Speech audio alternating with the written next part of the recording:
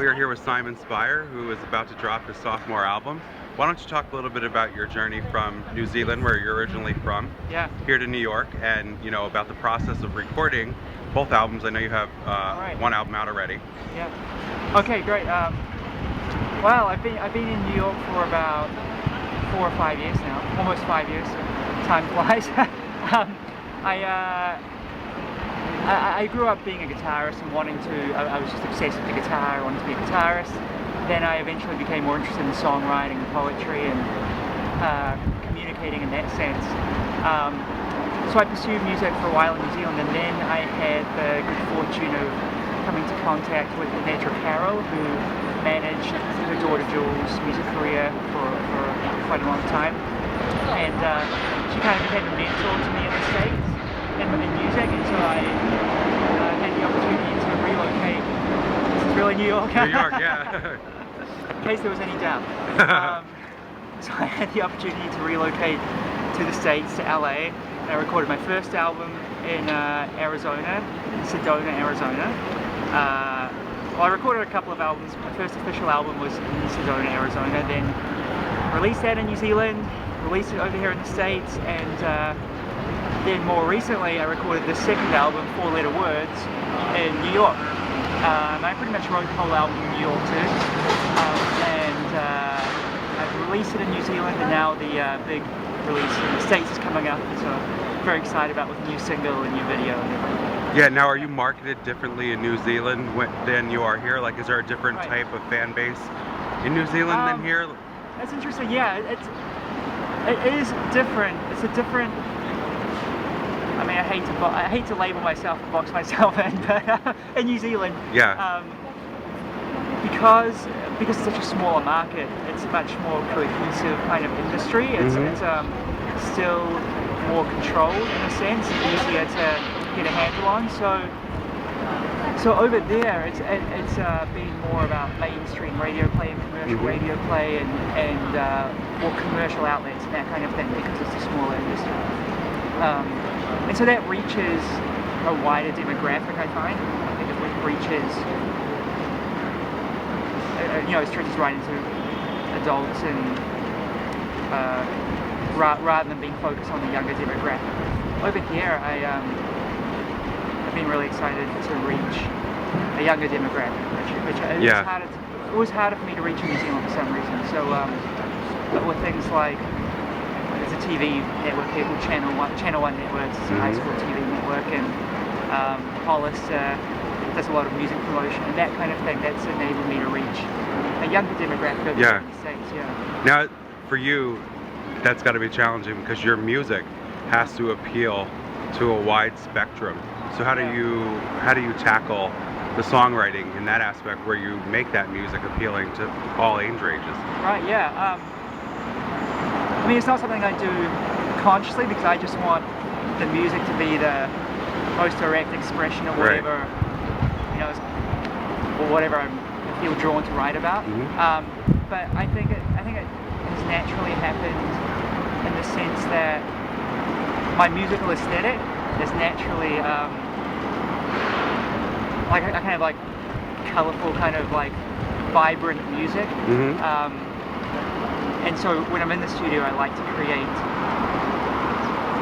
kind of like, when I can, kind of create intricate textures, and kind of like I like upbeat, buoyant music as well. So I think that automatically appeals to younger demographics sometimes. And then the lyrics, I mean, the lyrics are always kind of, the impetus for them is always from like my own journey of self-inquiry, or of exploration into consciousness, or what's ultimately driving us, or that kind of thing. So I think that appeals to both demographics, because the lyrical nature, I think, is often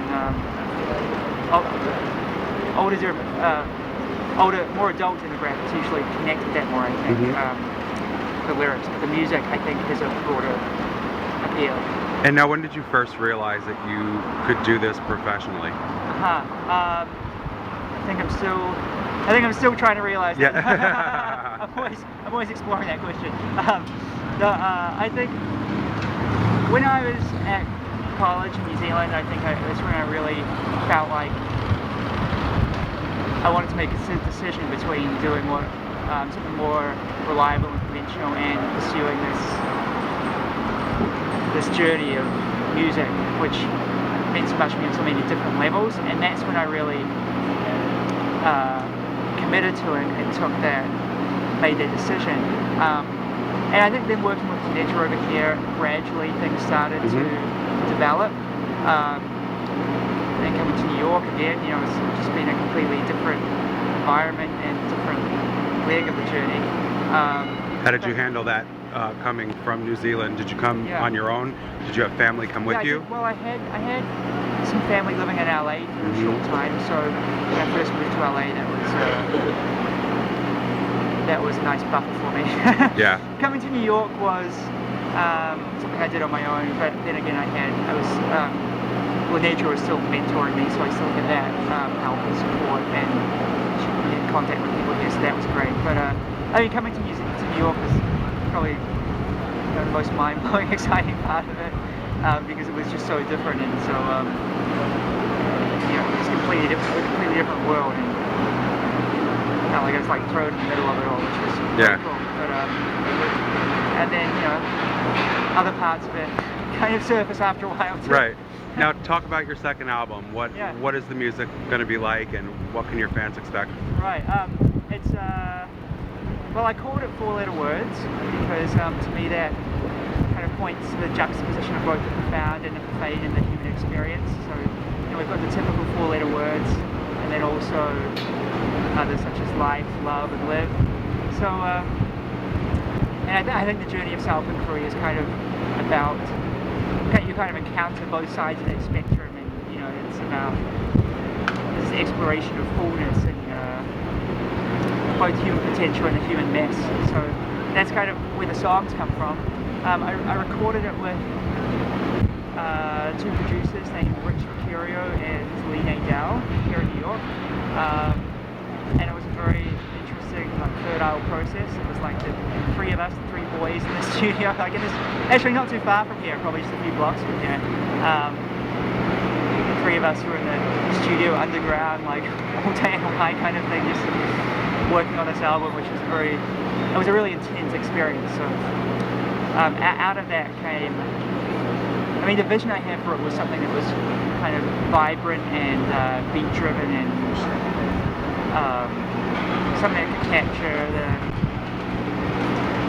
the energy of the songs, but that also had the dynamics that I was looking for. So I'm really happy with the sound we came up with. And then I also just a few months ago, a few months after that recording the extra single called Uncomfortable, which is now the single that we're releasing the album with. Right, and that's your video drops on the 25th, right? Yeah, exactly. Yeah. And what was it like shooting that video? That was a very cool process. We were in the planning stage for about 2 or 3 months. The director and I were going back and forth. He's based in Sweden. His name's Peter Tangmere, and he's looking at doing more work in New York. So this was kind of the first New York video for both of us. But he has a team here who helped him. So and I had this idea of basing the concept around Plato's cave allegory, which is basically an ancient Greek allegory of prisoners who've known nothing but shadows their whole lives, and so they begin to mistake that for reality. And so we kind of tried to bring that to realization, which was a little difficult, but in the end we managed it and came up with I think a cool modern day rendition of Plato's cave. So I'm excited about getting that out. Great. And what advice would you give to people who are just starting out in the industry? Well, it's such a chaotic industry, and I guess the world is more chaotic now too. So that goes for anyone, I guess. So, in any industry, right? Yeah.